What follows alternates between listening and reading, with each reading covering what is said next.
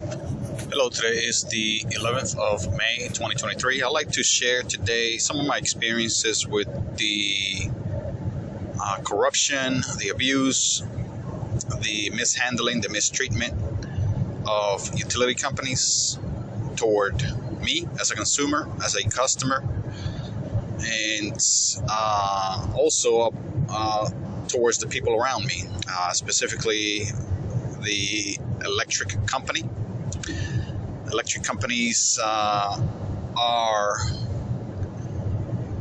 monopolies, as I've discussed before. They mainly, for the most part, not in all areas, but in most areas, are monopolies. They are the only show in town, the only company available for you to buy power from. You are many times required to have power. Whether you use it or not, you are a lot of times required to be connected as long as people are living in your home or the location where power is ran to, required. So you basically have very little, if any, choice. Sometimes you have no choice but to pay for your power. Even if you had a choice, the choice is very non-existent. You are very much forced to use electric energy because it is so essential in today's world. Today's modern society requires you, basically, and by and large requires you to have electricity. You would not be able to participate by and large in today's modern economy and society without electricity. You need access to the internet, for one, that uses electricity. You need water heated here in most of the areas in the United States, with maybe very few exceptions in the deep south, where areas remain warm and hot throughout the year. You need electric energy in many cases to light up your home, to run your air conditioning in very hot or cold days, and to cook, to ventilate your home, to have some sort of entertainment through TV and radio or streaming, you name it. Electricity is quite essential. All the commodities in the kitchen, in your living room, bedroom, and bathroom are by and large dependent on electricity. Most electronics and appliances are cheaper, more affordable when they are electric. Not necessarily more affordable to run, but more affordable to attain, initially invest in, or acquire, to buy. They are significantly more cheaper when you buy them to be ran on electric power, as opposed to perhaps gas appliances or even battery ran appliances or electronics. So you have very little, if any, choice but to have electricity. Electric companies know this. They take advantage of it wholeheartedly. They basically act, behave, and treat you as if you were their property, their slaves, their servants. They treat you like you are their pawns, their indentured servants, like you are a pauper, someone undeserving of respectful treatment. They don't treat you with respect, let alone will you expect them to treat you with some sort of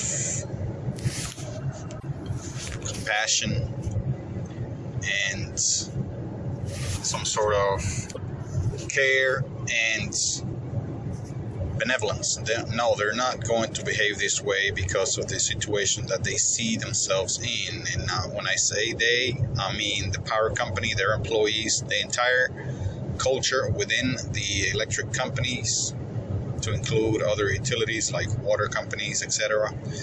They behave like kings because they are in a position of extreme inequality when compared to you. They are in a position where they are well above you, well larger than you, and well within the control, with control, with massive amounts of control over you.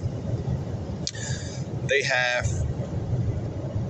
an extreme unbalanced power over you, over your finances, your livelihood, even your own safety.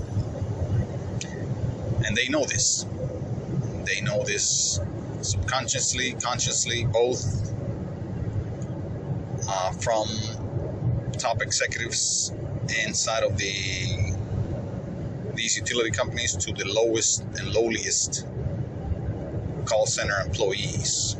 This is the case. I have experienced this myself. Many around me have also as well. There are countless stories of people with complaints, with laments of their power company abusing them, mistreating them, disrespecting them, being cruel and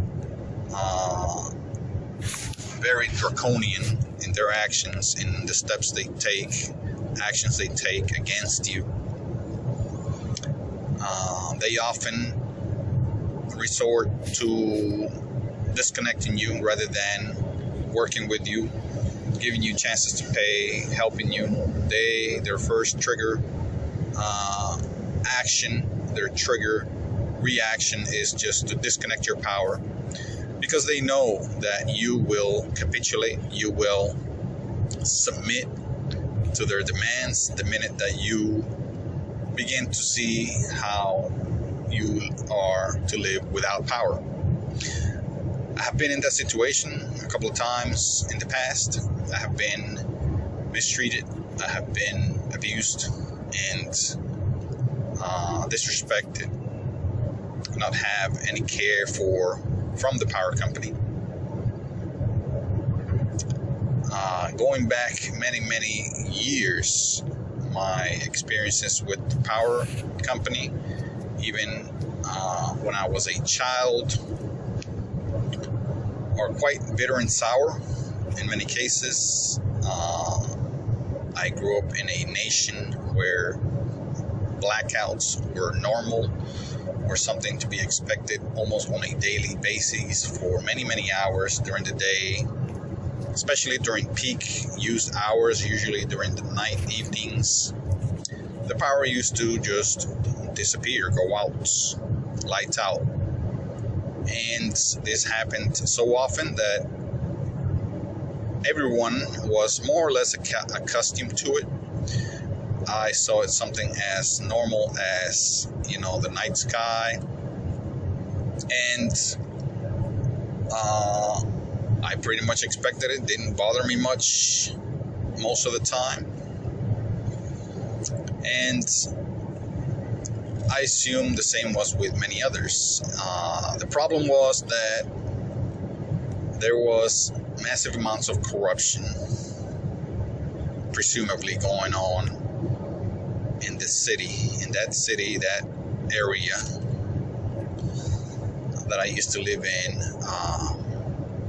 There was power running abound and almost without interruption to businesses, to wealthy areas, to well-to-do neighborhoods, where the wealthy, the powerful, members of the government, members of the military lived. Those areas, for the most part, not always, but for the most part, had plenty of power, while other areas languished in darkness and backwardness without any kind of electrical energy. This went on for I want to say, decades in my country. I want to say ever since power was available, they had blackouts, brownouts. I want to say from the beginning, when power was actually available, perhaps in the 1920s, 30s, 40s, 50s, all those decades, 60s, 70s, and well into the 80s and 90s, there were brownouts, blackouts, to my knowledge. And they were widespread. They commonly occurred. And a lot of it had to do with the explosion of the population, the demand, yes, but also the mismanagement, corruption that went on. The country is rich, very rich in resources, plenty of raw materials, plenty of bodies of water, rivers, and areas where dams were built. Several dams existed throughout those decades, built by foreign nations, by associations or groups of nations coming together and, offering and getting these contracts to build these huge dams, some of which I have visited personally. And they are mega projects. They are peppered throughout the nation, providing power. I mean, this goes back many, many decades. And water dams, river dams are the main source of energy for the country. Of course, the country is not known for having fossil fuel resources, etc. So they depend a lot of imports, presumably from the nation that pretty much has controlled the island nation for many, I want to say more than 100 years now, which is the United States. The United States utterly controls and has controlled the economy of the Dominican Republic, utterly and almost entirely throughout most of its history. Before that was the colonial powers of Spain, colonial power of France, among perhaps other nations that may have dipped their toes in colonialism in that area, but it was mainly Spain and France, and more recently, within the last 100 years, the United States. So that's where I come from, that experience there with the power outages, which very much did not affect me in a negative way. By all means, it was a positive experience for me. I experienced things and times that I would not have experienced with the lights on, with power on. These experiences, I believe, to be quite inspiring for me, quite encouraging, developing, maturing.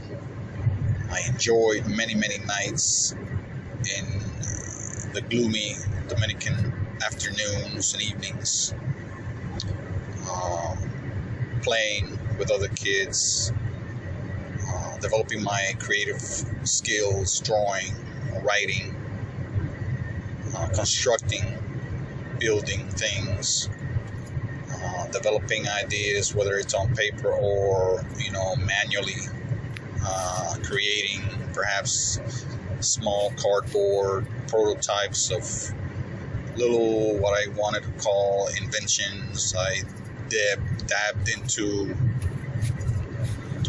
a little bit of business, a little bit of music, a little bit of cartoon making, comic book making, book writing, newspaper writing and making. I dabbed into a lot of areas in sports and all kinds of artistic endeavors. I went to art school while I was growing up there, and I had lots of friends, lots of experiences playing basketball, doing martial arts, doing swimming classes, etc. So I thoroughly enjoyed and took advantage of the time there as far as my developmental needs. Many of them were met, many of them were utterly left unmet, like many other children of the time. When I came to the United States, my first experience with the power companies and the power utilities was that it was plenty and available all the time, which was something amazing for me, given my background, my past, that all I saw, all I knew was blackouts, as just the way of life. Having continuous power was something quite new and life-changing. But in the summer of 1992, as you may know, Hurricane Andrew hit the South Florida area and knocked out power to perhaps most of the South Florida area. It was a quite devastating hurricane. It was a direct hit, not felt, or it had not happened for many decades before, at least not in that magnitude, where a hurricane category 5 or 4, when it made landfall, hit the area so directly, straight from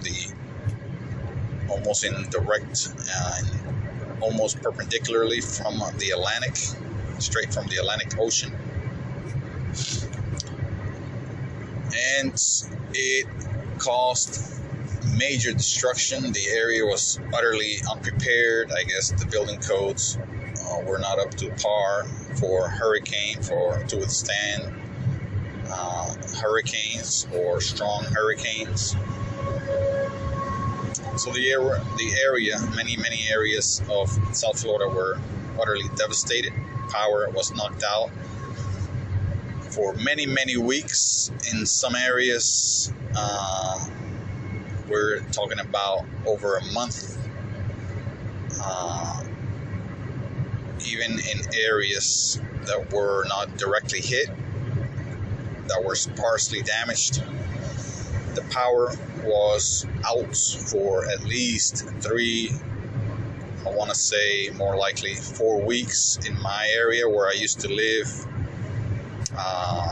north of the Miami area, in a place called Hialeah.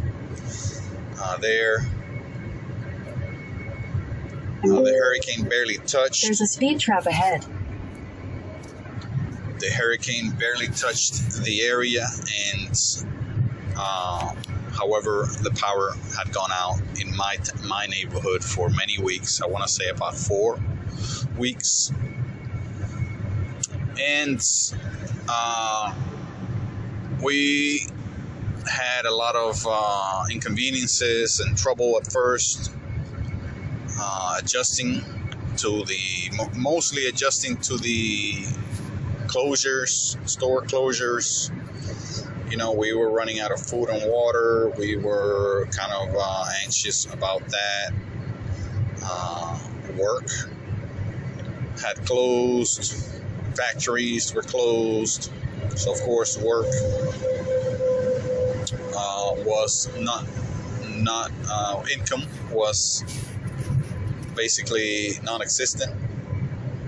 Factories, of course, they at the time, my parents did not have any or almost any benefits as far as vacation time. Factories around there provided very little, if any, vacation or time off benefits. So if you were off, you were not getting paid. By and large, it was an immigrant community mainly. It still is. And abuse and the low benefits were abound. They were the norm. Still are, most likely. So the most egregious part of the situation, the story, is that we got charged just as much or more for our utility bill, our power or electric energy bill. We got charged more, or the same, but likely more, than if we had had power for the 3, 4, 5 weeks that we did not. The power company was allowed, found a way to charge every single customer, especially those of immigrant background, especially those in areas where there is poverty and very, very little political power. They found a way to charge those people for the damages, the repairs caused by the hurricane. And it was through their monthly bill. If you wanted your lights to come back on, you better pay the bill that you're being sent. If you want your lights to stay on after weeks of it being off, the power company figured that they can dramatically raise your bill for that month, make you pay, and that they were very assured that you will happily pay because of the suffering that you had already endured. So they took advantage of the situation many, many times.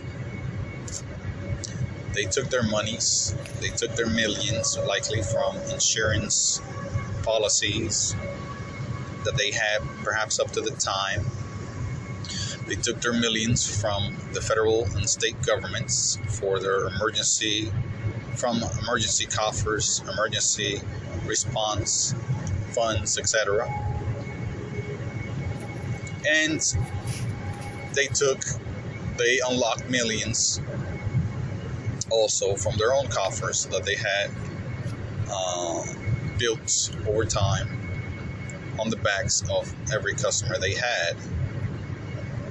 So that was Florida Power and Light, FPL known in the area. And that was my first experience. Power, of course, was among, and still is, among the highest expenses of any household, perhaps apart from food expenses, the mortgage itself, or rent, and perhaps if you have any car notes, maybe those 3 payments are higher or more than your electric bill. But other than those 3, your electric bill is likely your highest bill. Perhaps now only being rivaled by a lot of people's cell phone bill, which a lot of people's cell phone bill is just ridiculous at this point. A lot of people have accepted and willingly submitted to very high cell phone bill costs because they want to have the latest and greatest phones. It has become a symbol of perhaps affluency, a symbol of high status, whatever. So people are using that to represent their status, and they are very willing to pay for high cell phone bills. But even then, I believe your power bill is usually higher. We're talking in the hundreds of dollars, $200 to $300, perhaps on average, and a lot more for the most egregious cases. In 2001 and 2002, I moved out to northern Florida, the panhandle of Florida. And there I had very sour and bitter experiences again with the power company. This time I was paying for my own apartment's rents there, having a more or less difficult time there with adjusting to my new life. I was newly started a job, and I was enlisted in the military and newly married, and adjusting to all these changes happening. New location, everything. My whole world had moved and changed in just a matter of weeks. Adjusting to this, and I get slapped with very, very high power bills to begin with. In this new apartment, very small apartment, 1 bedroom. And the bill was so high, I remember that I felt like I was being charged for the time that apartment was sitting idly empty, unoccupied. Maybe they were trying to charge me for the entire time it was unoccupied, with perhaps the refrigerator being on, air conditioning on, lights on, who knows what else.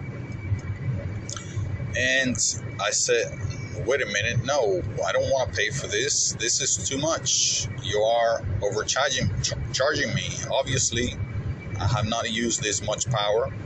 Even with your connection fees, all of your extra fees, this is abusive. This is outrageous, the amount of money that you were charging me. I had a precarious and low income at the time.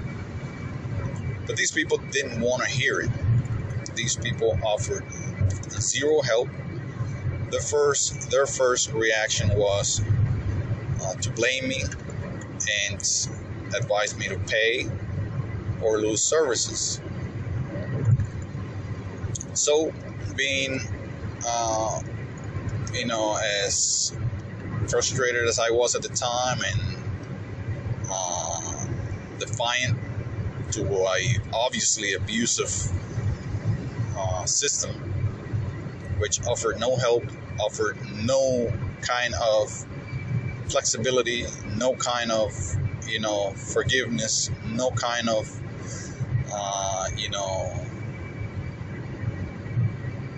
malleability with my payments and how much and how long do I have to pay. They didn't want to hear any of that. They wanted their money, and they wanted their money then and there. And if not, I was to get my service shut off. So I agreed, okay, shut my service off. I don't want your service if you're going to be this abusive. So they almost immediately shut it off. I want to say that same day or the day after, almost as if they had people on standby, techs on standby, waiting in their trucks to get a call so they can go disconnect someone's power. So apparently they have the resources on standby to disconnect your power. But they apparently didn't have the resource to attempt to help you a little bit. Maybe work with you, maybe give you a little bit of a discount as a newly installed customer. Maybe give you a little bit of time to pay for your bill, maybe spread out your bill, break it up a little bit. No, they didn't offer any of that help. They didn't point me in any direction for any kind of aid, even being a very low paid military member of the time. They perhaps heard my foreign sounding name, my foreign sounding way of speaking, my foreign sounding dialect or accent, and they decided, okay, we're not going to even mention any kind of help to this guy. We really don't like him, so F him and disconnect his power. That's the attitude I picked up, I detected from the power company of the time. May have been Florida Power and Light, I am not really sure, who covered the area, which was one company. The Panhandle region there, I believe the city was called Parker, Florida.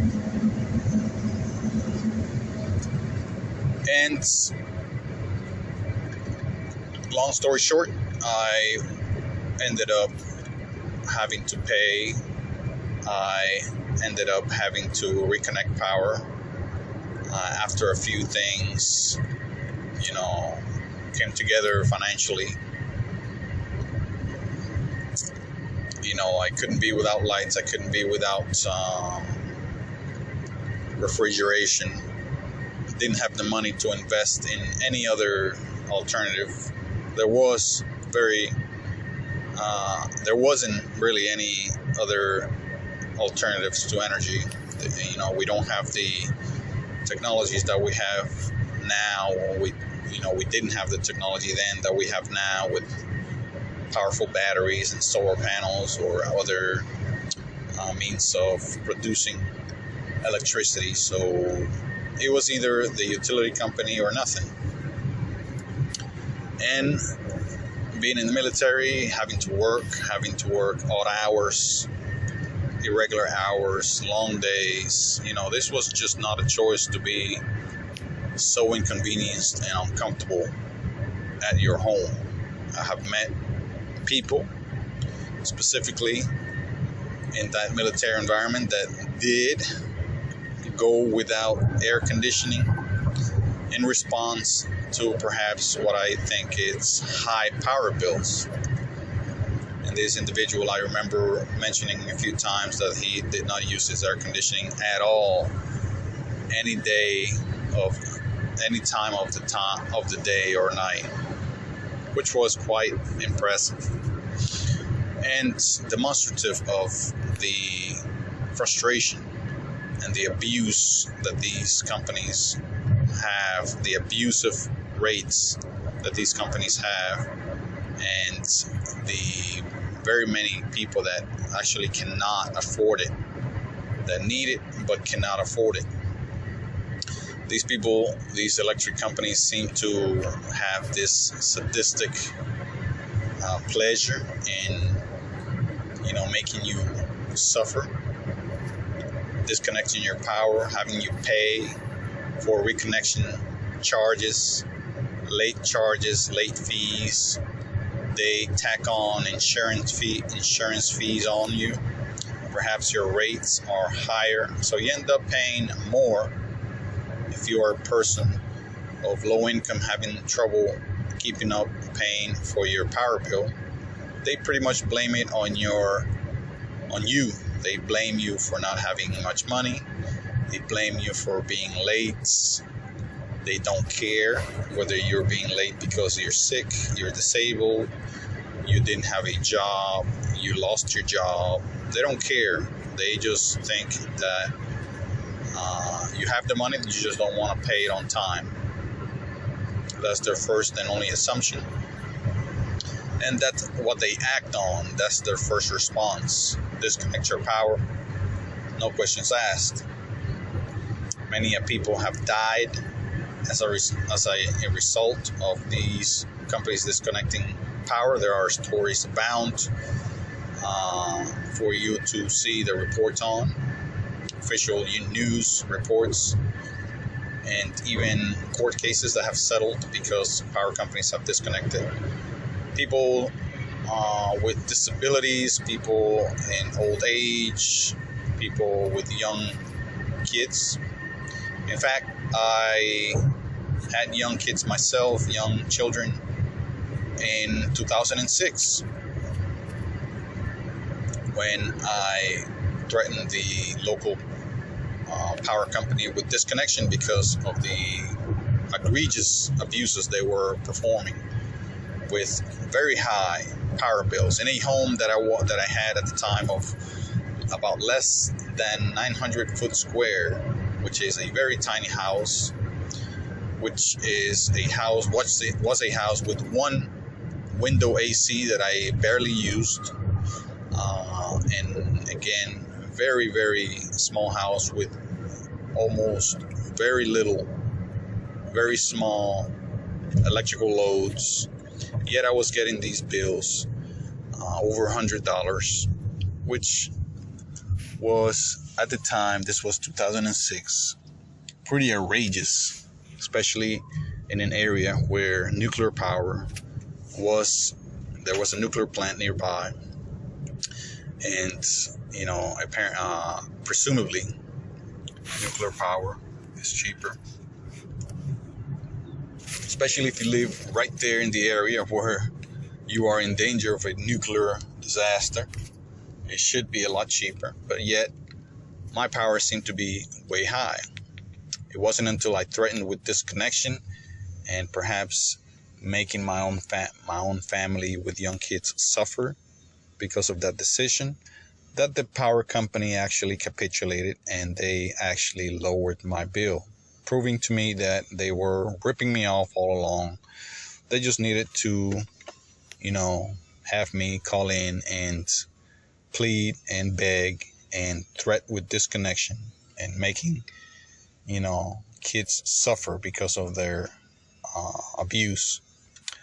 That was the only thing that actually got them to actually charge me what I was using. Before that, I was being utterly robbed. Before that, also in the year 2005, Hurricane Katrina went through South Florida. I was living in the area at the time, and it basically caused tons and tons of damage.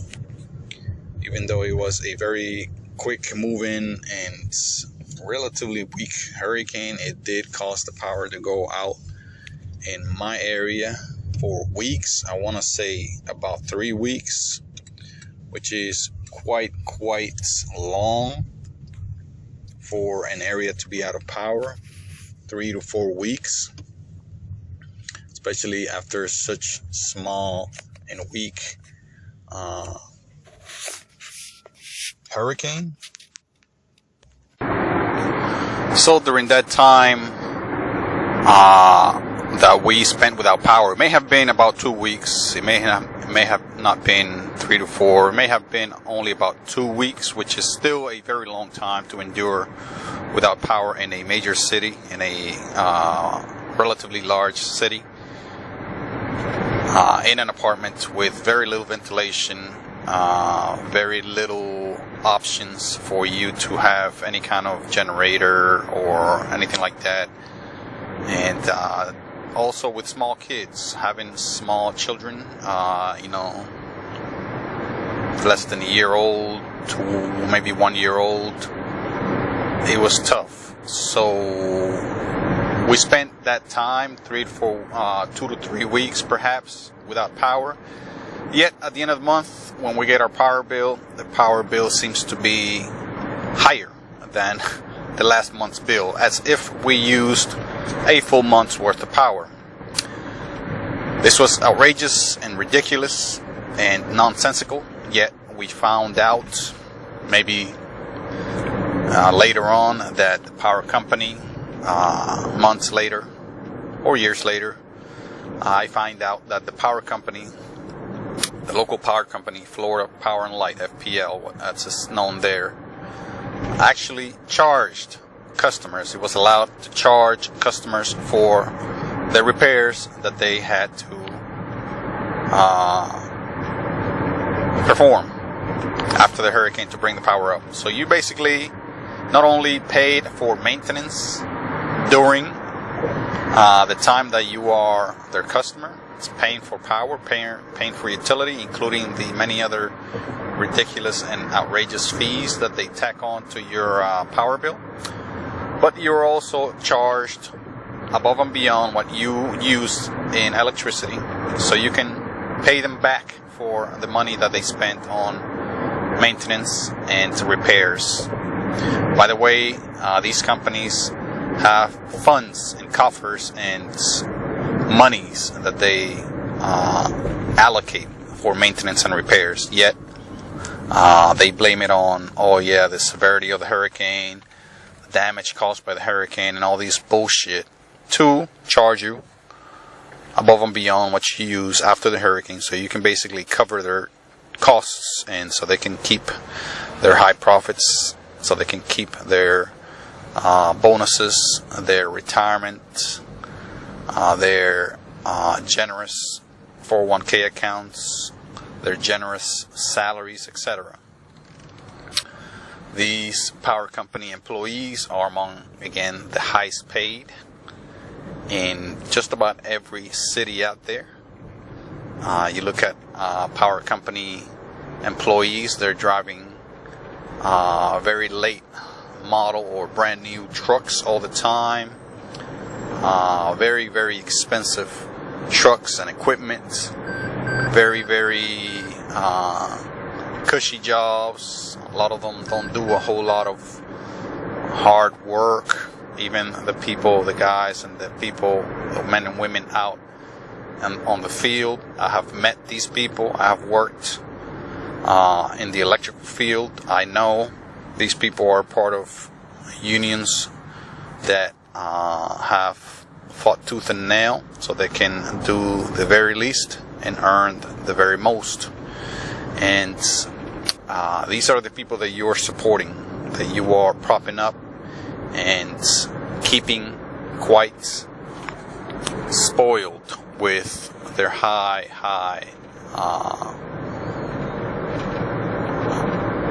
salaries, wages, and their high quality of life, fancy quality of life. You are basically supporting all of that, maintaining all of that. And should I add, these unions, these power companies are, to my experience and estimation, just by looking at them, quite racist and discriminatory in their hiring practices. Their diversity is very much in contrast, very much in departure from the diversity in their surrounding areas which they service. Take a look. This is quite obvious when you pay attention. Another time that I had a negative experience with electric companies was back in 2008. 2008, as many of you may remember, was the year that we began to see the effects of the depression that occurred on the late months of 2007, early months of 2008. The housing market crashed. The economy, the entire economy, in fact, suffered an acute depression, an acute decrease. Many billions, perhaps trillions, were lost in financial assets and financial wealth. Trillions, perhaps billions, were redistributed from middle income to lower income individuals and families to the upper classes. This is usually what happens during a depression.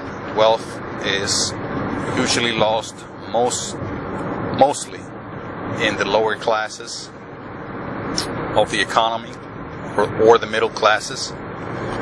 The rich and powerful have the financial stability, the strength, the security, the diversity to weather these events a lot better, with a lot less loss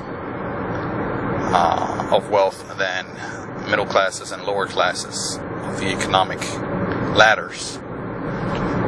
So, 2008, I again moved to another area, another state, in fact, and, savings was on my mind, even though I did have a steady job, although not so secure since I just had started the job, a new location, a new career, a new just about everything dealing with work. So I had been living there for a year in the middle Georgia area, and living in an apartment, and having some financial pressures. That's, still having a house rented back in Florida, and having some trouble there with that house, having to pay for it for several months, even without any tenants. The house being vacant, I felt I had to pay for it to attempt to keep it, hold on to it as long as possible, and maybe save it, rent it, or maybe sell it. I was also thinking about saving energy because most likely my power bill was too high, among the highest expenses. So it's only natural and makes sense for you to attempt to lower your larger expenses, so you can keep more of the money that you earn with much difficulty, and save more money, so you can have more money available for things that you need, things that you wish to have, such as education, such as better transportation, better housing, better things for you to enable you to live happier, healthier, etc. So I began to make changes in my household and to basically try and to experiment with energy saving technologies, in the hopes that I was going to save on my electric bill. I purchased battery powered lights and used those instead of my household lights. I attempted to use a tankless water heater, a propane powered tankless water heater. Those had come on the market recently, and it was a technology that made sense, that was quite attractive to save energy. Instead of having a water heater on, a 40-gallon or 60-gallon water heater, instead of having that on and powered and using stupid amounts of energy all the time, it's best to try to get a tankless one that only uses energy whenever you turn the spigot on, whenever you turn your faucet on, or your shower. You use a lot less energy, even if you have it on electric. But this one I bought, it was a small one, but it was running on liquid propane, using a small grill propane tank. I experimented with that. It worked for a little while.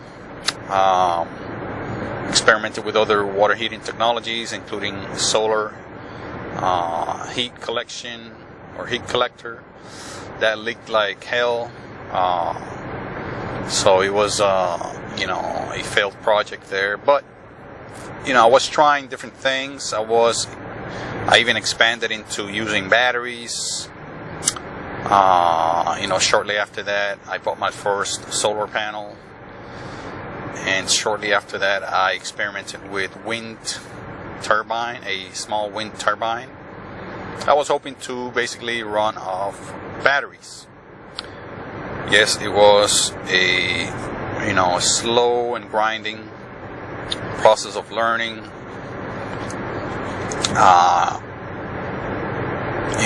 Learning with alternative energy technologies, how to wire them, connect them, install them, etc. But I was moving relatively fast, and I was making quite a bit of significant changes throughout the house. I also acquired a kerosene convection heater, so I can stop running my electric heater in the house. So it was a multi-pronged approach that, with the hopes of saving energy, but to no avail. The savings part didn't materialize. I was definitely saving energy, but I was not saving money. The power company seemed to just keep charging me the same. If any difference was made, was undetectable. And I kept improving. I was not deterred at all by this. I just thought that it was my technologies, my limited technologies of the time, my limited efforts, even though they were significant for me. I thought they were limited. Maybe I'm not saving enough. Maybe I'm not producing enough. Maybe I'm not turning my air conditioning and air heat and water heater off long enough. So I kept trying, and I never did see savings. Little did I know that the power company was charging me for a flat fee, for a flat amount of power. What they do is that a lot of times what they do is estimate the amount of power that your neighborhood uses per household, and basically they tack that number onto you and charge you for that number. If the entire house community uses an average of, let's say, 1,200 kilowatt hours per month, that is what most likely, more or less, take or give about 100 or 200 kilowatts, you will be charged about that much per month. Whether you use 500 kilowatts or you use 1,600 kilowatts, you will be probably charged in most occasions what the average household uses in that area. You will be charged at the rates every other household uses. I think they have different brackets, like between, let's say, 0 and, let's say, 600 kilowatt hours, you get charged a certain rate. After 600 kilowatt hours, you get charged a little higher. After, let's say, 1,000 kilowatt hours, you get charged even higher. So the more power you use, the more you get charged for that amount of kilowatt hours past that limit. So they put like limits, like in a ladder fashion, where you get charged more and more in the attempts perhaps to discourage you from using too much power. But they put these limits strategically, set these limits so you can start getting charged a lot more, a lot sooner. Reaching 600, 800 kilowatt hours is nothing, and you start getting charged on a higher rate around that level. Around 600 to 800 kilowatt hours, you are already on a higher rate bracket per kilowatt hour. Check it out. I would, find out through your power company what those brackets are, what that ladder style bracket system is, and what the different rates are, because you are not being charged at the same rate regardless how much power you use. Your rates increase as you increase in how much power you use. But you may, as I have, and many other people I know, some other people that I know have tried this also, attempt to save energy, and they are disappointed to find out that they are still getting charged the same, sometimes even more, for the power that they use.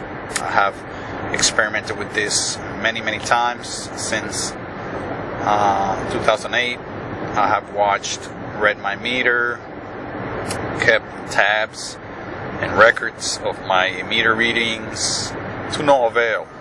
I have tapped and kept limited my use of power, or I have attempted to save energy in many ways, including some draconian and quite extreme ways, like not using my air conditioning during the day, like turning off my water heater during the day, or when the family and I are not using it, perhaps turn it on before an hour before shower time or something like that. So I've taken pretty drastic measures, and to no avail. Fast forward to 2011, I was beginning to have some pretty significant changes when it comes to power and electric energy savings. I had an increasing amount of solar panels installed. By 2012, I had solar panels installed in my home feeding into the system, or I had a grid-tied solar system of about 2,000 watts, and I was feeding a good amount of watts, perhaps 300 to 400 watts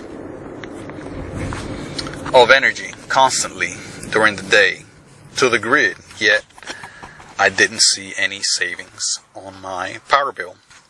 I was also taking off electric, and many of the appliances that were on electric, like my stove.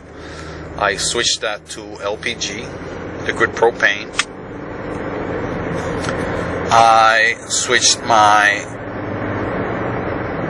clothes dryer from electric to LPG. And again, I was taking the measure of turning off water heaters and not using my air conditioning during the day. Those measures alone should have cut my power bill just about in half. But no, this didn't happen.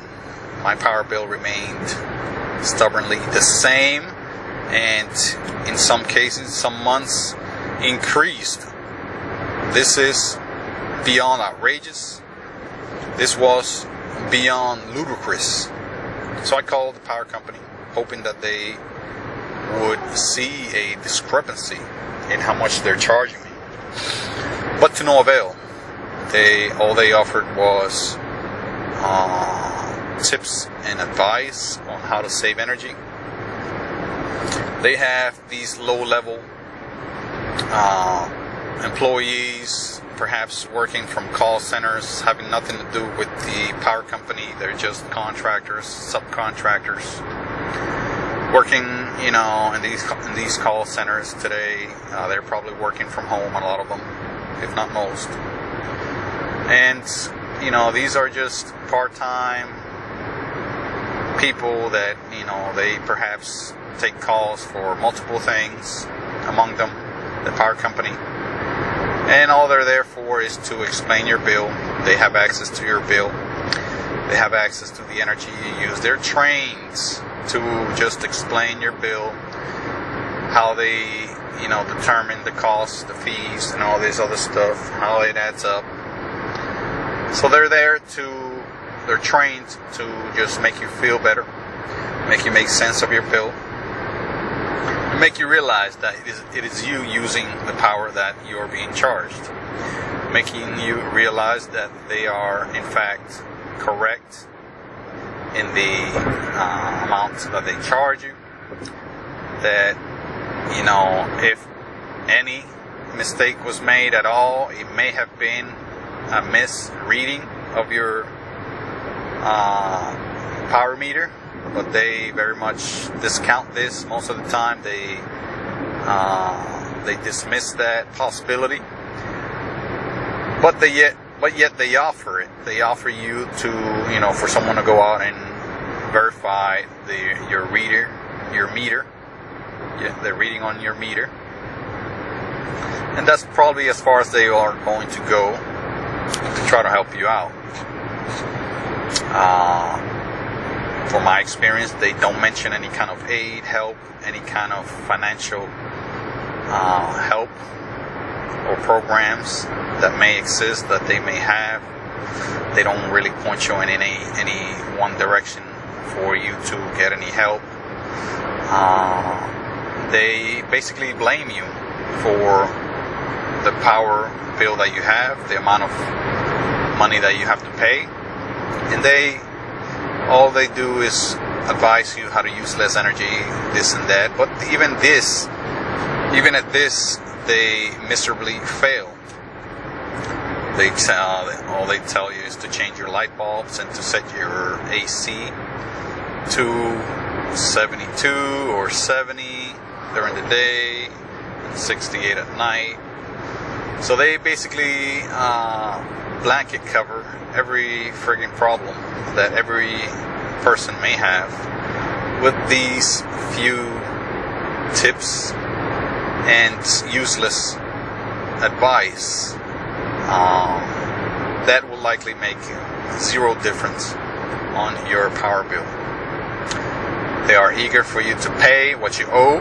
They are ready for you to, submit payment right there and then, of course, with a convenience fee.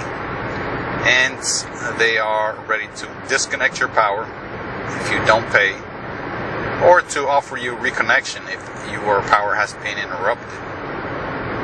Of course, with additional fees and charges and restrictions applying, because they will put you on a different bracket of customers, different category, where you are a high-risk customer and you are to be charged more than other lower-risk customers. You are probably going to be put on a cash-only basis, where you can only pay with cash in person at their location. You may also pay with perhaps money orders, etc. So they will likely inconvenience the hell out of your life if you fall behind on your payments with the power company. I have been there before, and many other people. There's thousands and hundreds of thousands of other people that have gone through the same thing, and they have their stories posted on comments online, on Google reviews, on Yelp.com, etc. Look for those and you will find them abound when they're not censored, when they're not suppressed. So I spent all those years from 2011 all the way through 2018 in that house attempting to save energy. Never did I see those energy savings, which were again significant, materialize in my power bill. Unfortunately, my power bill remained high, and this was a very, very big disappointment. I decided to just take all those solar panels down and not even bother with trying to save energy for the next few years. I was disillusioned, disappointed. I was quite convinced that it doesn't matter what I did to save energy, I was going to be charged about the same. And, I proved it. I basically demonstrably proved it. I have all the evidence, all the tests, all the records, all the efforts I made are well documented. And, my power bills are also documented. So the time frames and all of that match up to where I know for a fact that the power company is not, I repeat, is not, and was not, and probably will not honor mine and your power saving efforts. They will keep charging you the same. If they notice a significant dip in your power usage, a lot of times they assume that you are stealing power. A lot of times they distrust you. I have had people even come and investigate. In my house, my backyard, I saw an individual with an unmarked white car come out in a, business shirt and khakis. The individual came out and was snooping around my backyard where I had my solar panels and wind turbine running. And that individual just parked in my driveway and came and snooped around my backyard and spent there just a few minutes and left. And didn't knock on my door, didn't say anything, just was snooping around my backyard looking at what I had. And I suspect this individual was an agent from the power company, was an employee, inspector, whatever the case may be. He may have been agent of the authority having jurisdiction, or whether it was the city, the county, whatever, code enforcement, whatever. But it was likely an individual with interests for the power company. I also found out that if you want to have solar panels work with your utility grid electricity, where you can get perhaps maybe some savings and credits recognized by the power company, you need to pay $300.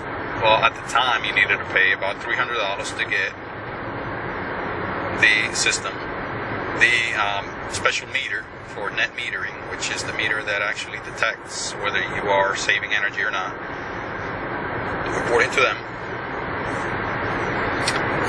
You needed to pay or dish out, cough up $300, which again was not a problem for me, but it may be a problem for a very large amount of the U.S. population. A lot of the U.S. population lives in poverty, just above poverty, or in very dire economic circumstances, although not in poverty, where $300 is just a bit too much for them to dish out in something that they are not sure is going to help them financially, economically.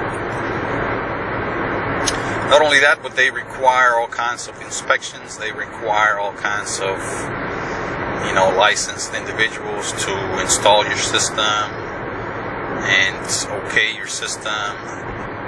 So they throw a lot of hurdles and,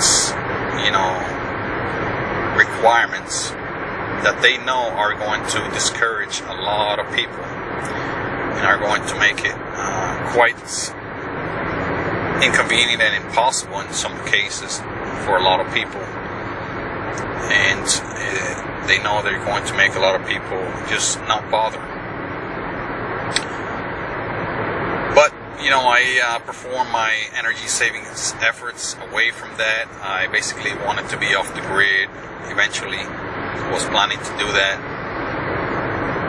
So I didn't think there was a need for me to, get all these permits, get, the power company involved, pay these high prices for these, licensed contractors and electricians to come out and basically redo the work that I had already done, or do the work that I can do myself. Perhaps, having to pay someone from out of town, since the solar technologies were, and still are, quite, hard to get installed. Even right now as I speak, if you want in this area, if you want a solar system to be installed, you most likely have to get someone from out of town to come and install it. If you need it repaired, if you need it connected, if you need it modified, for any reason, then it's even harder to get a qualified and licensed individual to come out and work on it, because very little amounts of technicians, electrical workers, or electricians work or have experience or knowledge on photovoltaic systems. Even, full experienced electricians have very little knowledge in this area. Of course, it may be a lot different in your area, but in this area here in Middle Georgia, this is the case right now as I speak. This is per my experience. I have looked and researched this quite a bit. So, come 2018 and up, I put all those things down. I sell a lot of my, equipment. I did move to another house, never installed or did not install any solar equipment for years. I was quite disappointed and not convinced at all that I was going to save any money.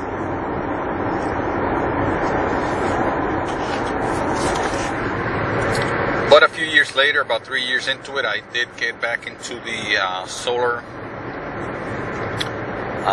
industry. I started to work as a solar energy technician in 2019, right before the pandemic. In the summer of 2019, summer and fall, I began to work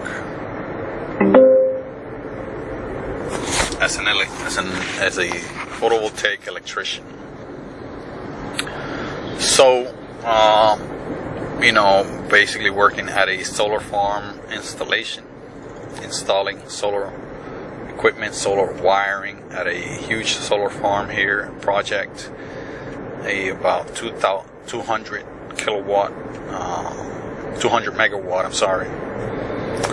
megawatt solar field that was put up here in Twiggs County in Georgia. And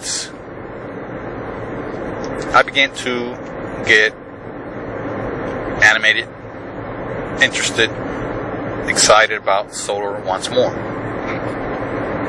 I had also been working in the electrical field for some time, and I was somewhat involved in solar, although not directly in my house. I kept up with some of the installation requirements, technologies, some of the calculations, design,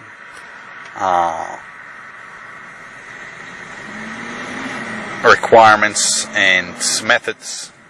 I became quite familiar with those since I was working as an electrical designer at the time. I learned very fast, a lot about electricity, electrical distribution, AC distribution design and the such, and that helped me in,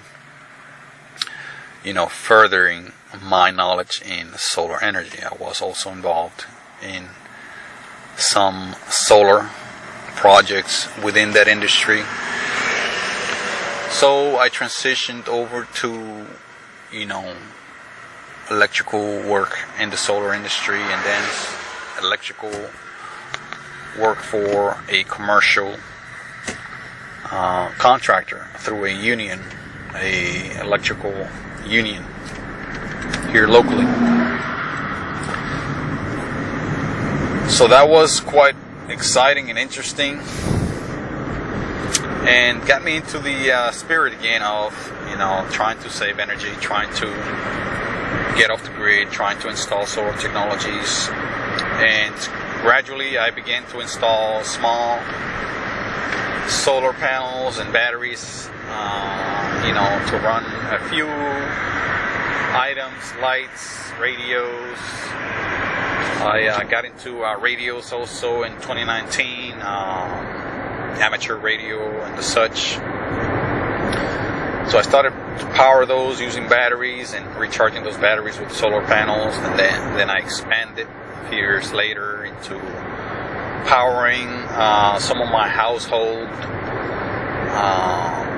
electronics and lights with solar energy.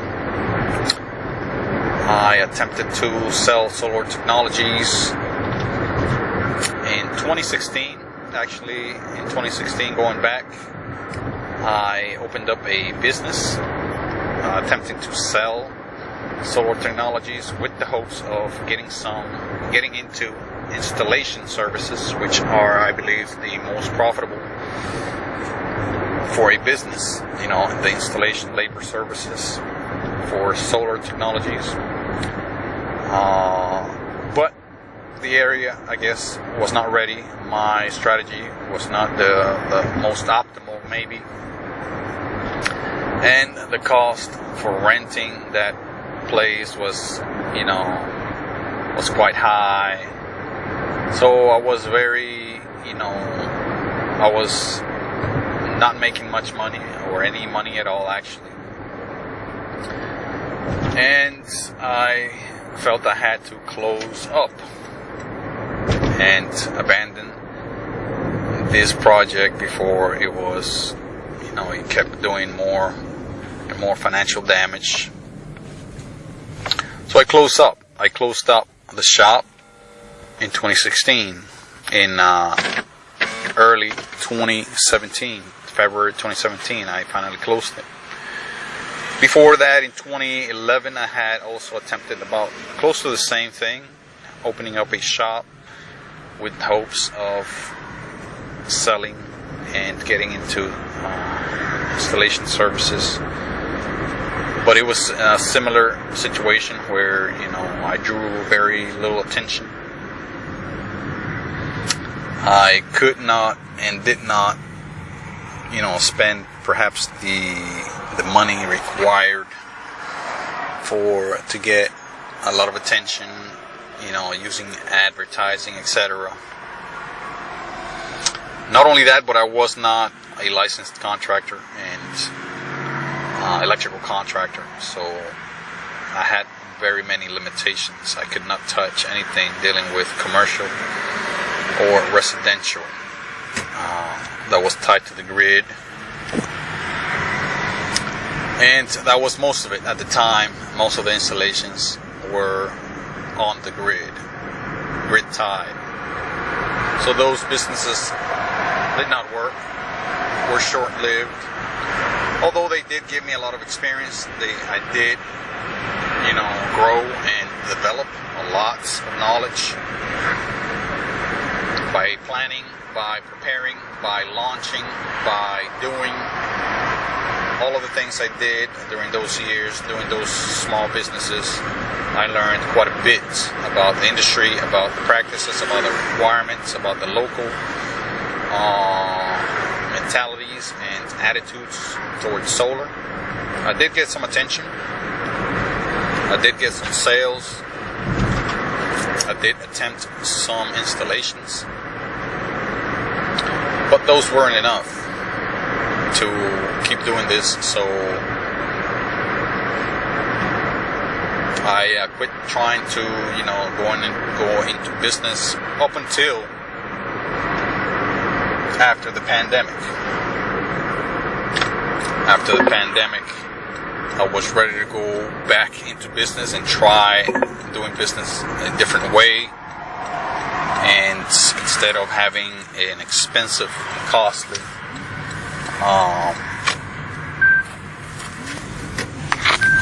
business, I attempted to run business from home. Doing things from home, work from home was quite popular after the pandemic. This, social distancing had transformed the way just about everyone worked and participated in the economy.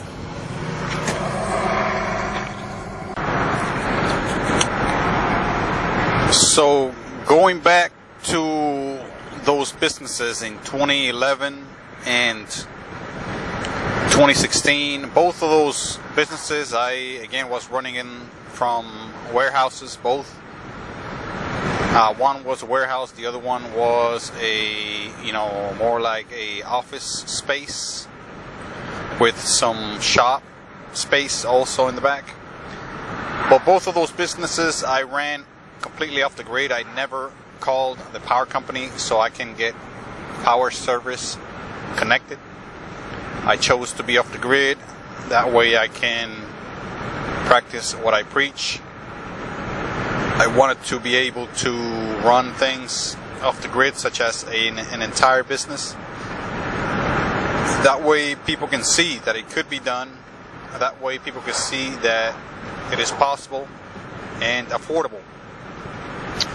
I never connected running water or water and sewer, so I basically lived off the grid in both ways, the electrical grid and the water grid. I was off of both of those in both occasions. In 2011, I had a lot less solar power available to run the office equipment and the shop equipment, so I had to supplement my shop equipment use with a small generator. In 2016, I ran the entire shop and office with solar energy. I wired my solar inverter, my power inverter that ran from batteries, a battery bank.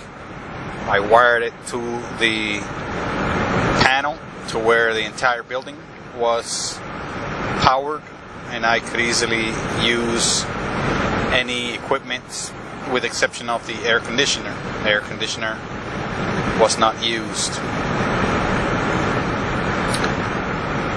In fast forwarding to 2020, 2021, again I was employed as a solar contractor, as a solar technician or worker, and I got interested in solar installations once more. I began to invest in solar technologies again. I bought several hundreds of watts worth of solar panels. I focused more on 12-volt panels. Got away from, the larger 24-volt and up panels, which are for residential households, because I wanted to move into more of the mobile solar system, which could be installed in RVs or recreational vehicles, motorhomes, boats, yachts, trailers, RV trailers, you name it. Any kind of off-grid application, whether it's mobile or on land, I could do it without a state license. So I focused on 12-volt technologies, both solar panels, inverters, batteries and charge controllers. All of those were 12 volts. In fact, that's all I have right now available for sale and installation.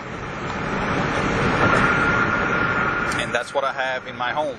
I have a 12 volt system all throughout.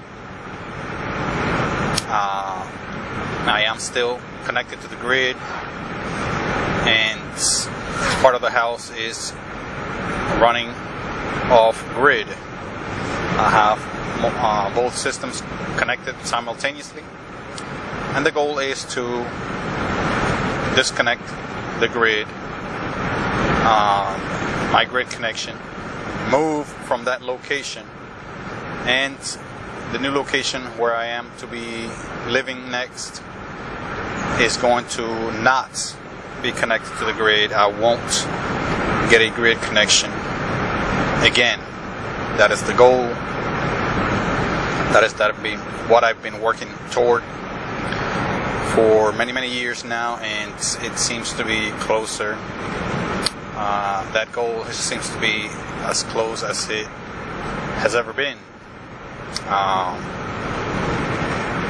Again, I am still looking for a spot or place to move into, perhaps purchase, and or perhaps I'll be able to modify the location or build it from scratch so it could be off the grid. If I have the opportunity to build it from scratch, that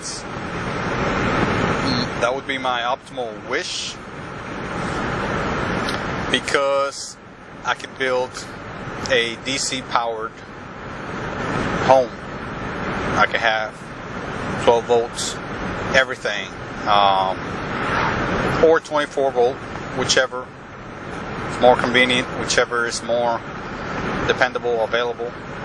I believe 12 volt is more available as of right now, with electronics, with appliances, because recreational vehicles do have a lot of those, and they mostly run on 12 volts.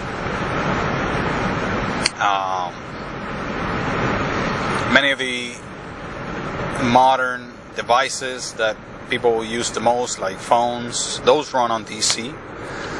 You have to basically transform or invert your AC into DC so you can charge, keep those DC batteries charged, and use them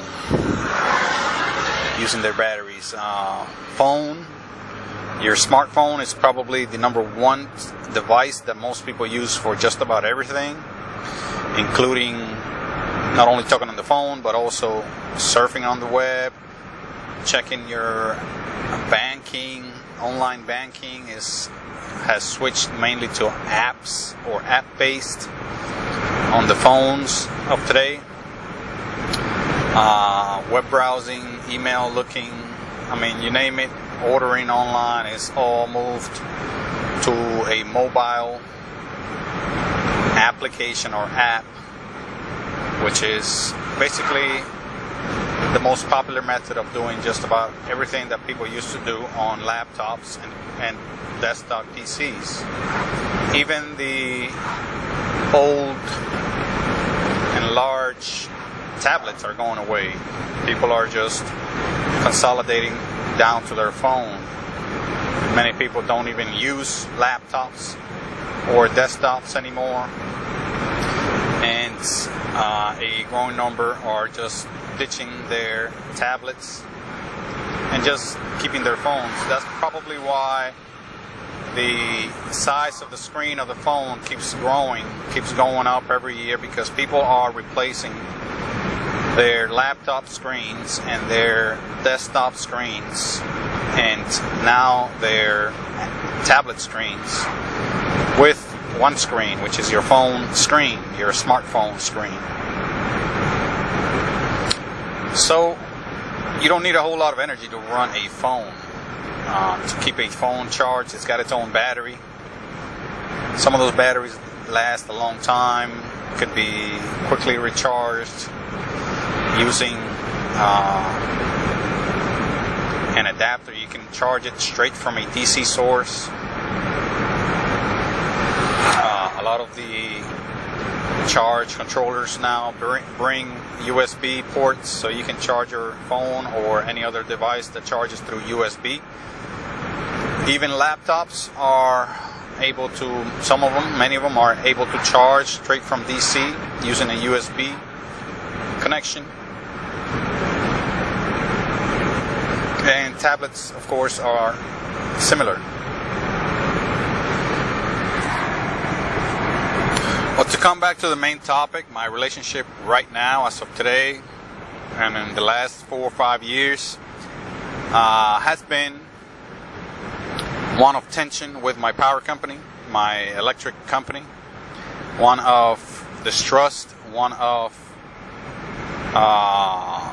overcharging and abuse. Yes, they are polite when I call in. However, they take no blame. They don't believe that I'm being overcharged. I've called a couple of times, and they politely let me know that I am the one to blame. I am the one using the power. I'm the one using too much power. And they go through the same spiel, the same rhetoric, as if from a recording. They parrot the same lines, and they say that I must watch my power use. I must adjust my thermostat, and I must change my light bulbs to more efficient ones. That is all they say. Perhaps they added maybe that I could check my power usage real time on the website or using their app. But that's as far as they go. They maybe they offer to reread my meter. I believe now they are reading the meter remotely. So I'm not sure what they're talking about when they say reread it. They could just pull it up on the screen and watch my meter go up by the second. So I'm not sure what they mean by rereading it. But that's what they say. That's what they've been saying for many years, to decades. And that's probably what they'll keep saying for many years to come. So, yes, the power companies, I believe, to be not only drenched in power given to them by their communities, their cities and counties and states, but they're drenched in power that they have drained away from the citizenry, you, me, and everyone else that pays for power, which is most everyone. They have you by your genitals. They can squeeze at will, and they will squeeze the minute that their money is not in their bank account when it's supposed to be. The money that you're supposed to be paying them every month, like clockwork, no questions asked. You must submit to their demands. You must submit to any changes they want to make to your contract between you and them. You must submit to every single and every time that they hike the prices, that they jack the prices, and you have no say, zero input as to how much and how often they raise your rates, the rates that you again are paying for, and that you have no choice but to pay for it. That's all I'm going to say for now. Thank you very much for listening. I know I probably dragged this a bit longer than I should have, but it is something quite frustrating and, dramatic traumatic, not only for me, but for a lot of people. Everyone, I believe, that has had power and electricity from a young age especially, and with a low to medium income, has had that experience with the power company where they are in trouble and the power company does nothing but squeeze. Again, thank you very much for listening, and I hope to hear what you think of this, what you think of your power company, and what your relationship has been like with your power company. If you have any complaints about it, you can post them here, and I can consider, what you or others have experienced, and perhaps to bring it up to the attention of others, and to add to the list of abuses. The power companies constantly commit and constantly perpetrate against their customers. That way people can further be more convinced that being off the grid is the way to go, because trying to change the power company is just next to impossible. They're not going to stop what they're doing, and trying to have them treat you any better is not going to happen. Trying to have the rates not be raised so often is not going to happen. You have no say. The situation is abusive. The situation is you are at a extreme disadvantage, and they're not going to change this willingly, because they are in the extreme advantage. They have the upper hand, and they are going to refuse to equalize the situation in any way, shape, or form. Thank you very much.